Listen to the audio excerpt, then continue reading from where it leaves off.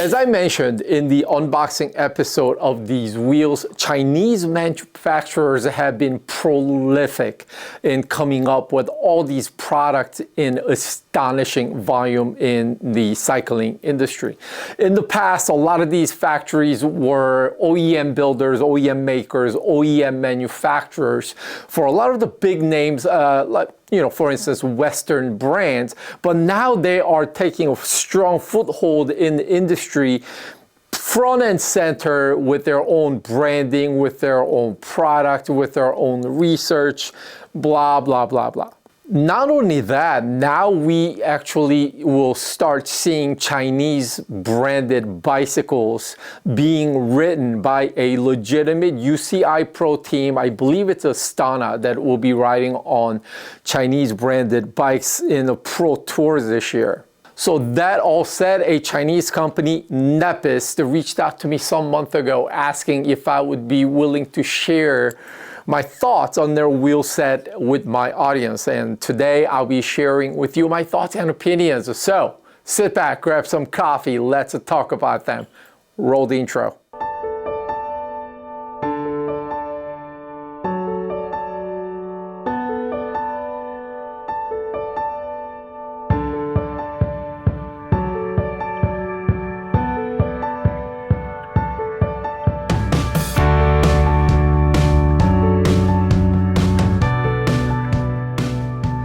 Hello everyone, how are you? This is yours truly, Diabetic Cycling, coming at you once again. This episode is brought to you by your engagement, so hit the like button if you like what you saw today. Don't forget to hit subscribe button because I got all these episodes coming out in the next several weeks, so don't miss any of those, and obviously leave any questions and comments down below. I try my best to answer as best as I can. This episode is not sponsored by my own damn wallet this time, as the wheel sets were sent to me, as I mentioned earlier. But Nepest didn't pay me, will not pay me. There is no money being exchanged. The wheels were provided for me to ride and share with you guys. Despite that, I did not shell out my own money. I hope I've gained enough trust and faith from you guys, for those of you that tune into this channel, for my transparency and my honest thoughts and opinions that I usually provide. Nothing changed. Whatever that I share with you, thoughts and opinions, will be mine and mine alone, without any sort of a douchey influence. I just hate that word, trying to steer you one way or another. First of all, I'll come clean. I did not know, I still don't know intimately who Nepest was, who Nepest is. I might have seen them covered in, I believe, GCN when Ali or Alex went to Eurobike shows and showing off some of the new stuff by a lot of different companies. I think I might have seen them at that time. I'm not quite sure. I'm told they have a pretty strong foothold in Japan, but I couldn't tell you personally. And then I alluded to a bit earlier, but I think it's pretty safe assumption Nepest was or is still engaged in some sort of an OEM production for like a big name companies, based on the quality of the build and such, all the infrastructure they would have had to invest. It probably makes sense for them to do bulk manufacturing for other companies as well. They spell Maui, but I was told to pronounce them as Maui. So Maui wheels come in 3 different depth options: 35mm, 45mm, and 50mm depth. Depending on how you order, you could get the Nepest in-house ceramic bearing hub, or pay another $100 to upgrade to DT Swiss DT240 hubs. And then another variation you can order is whether you have the 36 teeth ratchet or 54 teeth ratchet. I have the in-house hub, rolling on 36 teeth ratchet hub is what I have. As far as the rims are concerned, they're 21 mil internal width, which is about the same as a Shimano C-Series wheels, but a couple mils narrower than the likes of a Zip Firecrest 404. Now, external width of the wheels are 28 mil, which is pretty much about the standard, about the same. Now, so combination of the 21 mil internal, 28 mil external blow up my tire, which I'm running NVSES 29 mil tires on these rims. When they're inflated, they're showing about 30.7 mil in width. And then looking at the spec sheet real quick, the rims are says made with Toray T800 carbon, and you also have the carbon aero blade spokes. So far, you may think, okay, well, that's pretty much a standard affair, nothing really special. Obviously, one thing that does set them apart is the way they're doing their branding and such. Right on the rims, you see your Nepest logo. What you don't see on the bottom, maybe I'll show with the B-rolls. Then you see the model name and such on the other side of the rim.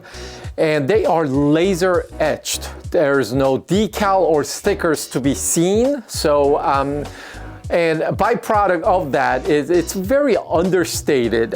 There is no, so if you are one that don't really care for the garish branding, like big letters, like the ones that you see, for instance, like the Zips and the Envies, you're gonna see a lot of like a huge surface area just covered in their branding. If you're not, if you're one that does not care for that, maybe these will appeal to you, or maybe you prefer those and you don't like the understated or etched look on the rims, then so obviously the appearance will split the crowd in half. And going back a little bit to talk about the weight, they're 35 mil wheel set, weigh in at 1,250 grams. They're 45 mil set, weighing at about 1,300 grams. Where they're 50 mil depth of wheels, weigh in right at about 1,350 or so. Now, despite they sell as so, when I requested my wheels, I asked for 45 mil in the front, 50 in the back, so my wheels combined weight coming at about 1,320 grams. Speaking of that real quick, I don't know if my opinion really matters to the company, but I think the difference of 5 mil from 45 mil and 50 isn't enough in their lineup.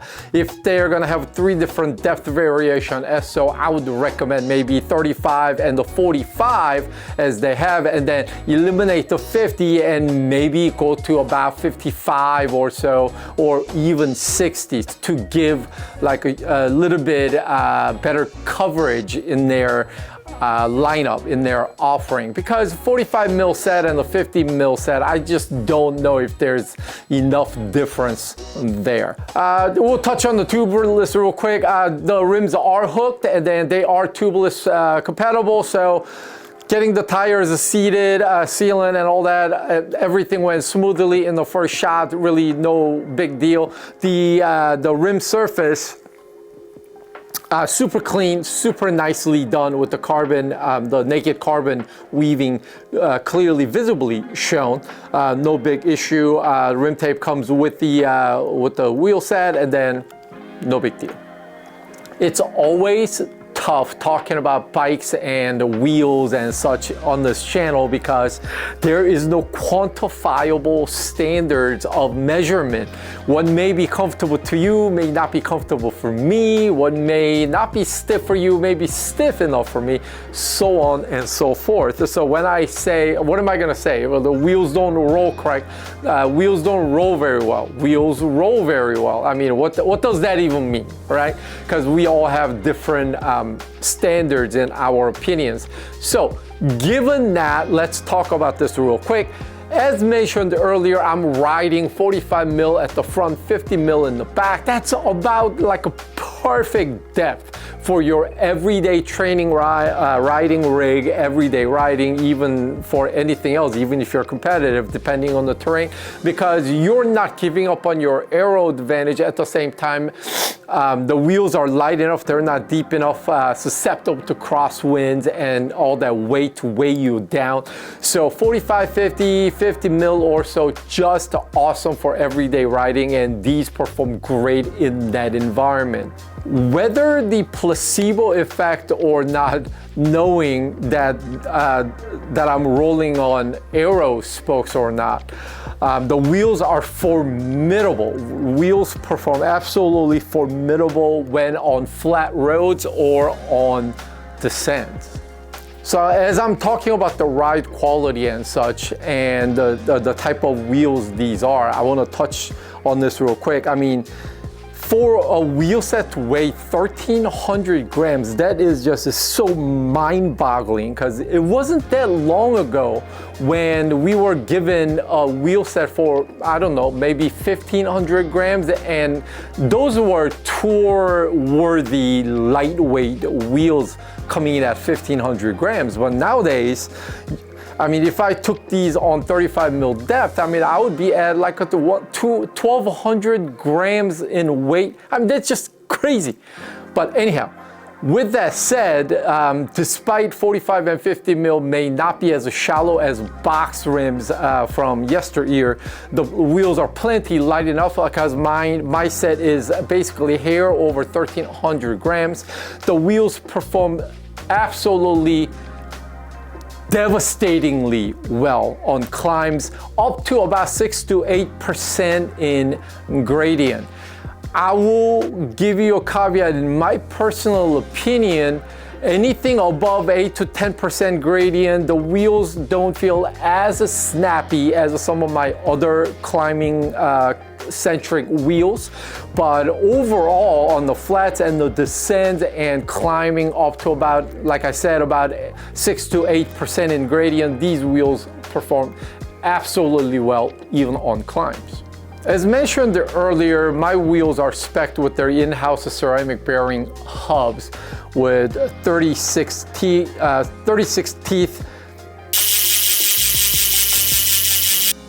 Even then, engagement is instant and suffers no ill effects at all. And going from zero to hammer is as instant, responsive, and smooth as one could expect. And then some of my friends actually asked, hey, isn't it harsh you're riding on carbon aero spokes? Now, funny thing is, that thought never even crossed my mind when I was riding these. I mean, I've ridden several hundred miles, if not about 1,000 miles on these wheels. And the fact that I never thought of it goes to show you that I actually didn't feel any sort of a negative, comfort issues on carbon aero spokes, whatnot. Of course, I was aided by the fact that I'm riding on 29 mil tires that are sitting as wide as over 30 mil, set of tubeless on lower air pressure. So that all contributed to the compliance and overall comfort, but basically the common misnomer, common feedback of, the carbon aero spokes giving you harsh ride quality and whatnot, that was non-existent as far as I'm concerned with this particular wheel set. One of the things that I consider as important on wheels is how predictable they are when rolling, especially when descending. I need the wheels to behave predictably, and holding the line that I'm telling my bike to go, ability for the wheels to hold that line is really important. Of course, you have variables like the crosswinds that will impact the predictability of wheels, but I've suffered no such ill effect. I mean, the wheels are solid and predictable where it's confidence inspiring, and that's important because going up a mountain is one thing, but you've got to come down. And actually, it was just earlier this week. It's like a Tade at Strada Bianchi. He slipped on the sand, and you know, world-class bike riders as Tade can go down. I mean, we all can go down at just moments' notice. And to lessen the chance of having anything unfortunate out on the road, I need the wheels to be predictable, and these don't disappoint at all. I'll tell you this, if you're encountering a long day out on the saddle, just attacking various different terrains, especially maybe a route that has a ton of rolling hills that just get you out of your rhythm, I could say these wheels will perform greatly for you with confidence in terms of speed and as well as comfort. So to conclude, let's start with the jury still being out on this whole laser etching business. It is unique to this company's product. I haven't seen that elsewhere. If you like that, great. If you don't. Now this point here is probably the most important point of this episode. This wheel set as a spec, they sell for $12.99. $1,300 to $1,500 price point. The competition is absolutely fierce, whether Far Eastern brands or the Western big name brands that are more familiar to you. If the performance is about the same, if the price point is about the same, I have to wonder what distinctive advantage something like this would have that would steer a buyer towards this wheel set over perhaps something else. So let's talk about that real quick. So if you get Zip wheels, it's a lifetime warranty. Nepest will give you 3-year standard warranty and then ability to upgrade that to 5-year warranty for a couple $100. That's better than Shimano warranty, which only comes with 2-year warranty. So something like that, plus let's just say these wheels are as good as some of the other well-known brand wheels, but if they're at about the same price point, what would steer you to this particular set of wheels? If the performance is about the same, maybe they need to compete on price a little bit. I'm not saying they should go back to the Chinese, the bargain bin price of yesteryear, selling these at some dirt cheap, low price and something like that. I mean, if the wheels are quality wheels, and these are quality wheels. If the quality is about the same and the price is about the same, again, without the name recognition, I don't know if the Joe public would really lean on something like this over something else. I don't know. That's just me, perhaps just pondering. But without the names, without the price all removed, if we're just comparing product to product, wheel to wheel, I don't have a problem riding these. Matter of fact, currently I'm rolling on 3 different sets of Chinese wheels, which this is one of them. If I'm heading over to a mountain somewhere, these are the wheels that are going with me aboard my Athos. So again, at this particular point, I'm rambling a little bit, but I don't know the competitive advantage Nepest is presenting in terms of, value proposition. Because I can't say they're better than some of the other wheels. They're just as good, just as great as other wheels. So if the price is the same, what is the buyer going to do? I don't know. It's an interesting question, though, that I have to pose to you. And I'm not a political individual, but I do have to say, as I'm making this episode in March 2025, the sanctions and tariffs against China, what is that gonna do to the pricing of something like this? Right now it's $1,300. I mean, if they end up costing you more than that because of tariffs and what have you, I mean, now you're really looking at higher price point for a Far Eastern brand. It's going to be a tough sell to those that turn their noses up at Far East products against Western brand products. Shifting back to something positive, the wheel bag that Nepest includes, great quality, excellent bag that I'm in love with, so that's a big, huge plus. As well as some of the goodies that came with it. Obviously, they provide you with the valves, tubeless valves, the rim tape, extra spokes, go a long way. I may have said something similar in another episode where I was reviewing a different company's Chinese wheel set, but basically it's this: the days of cheap Chinese products that don't work well, the days of that are gone.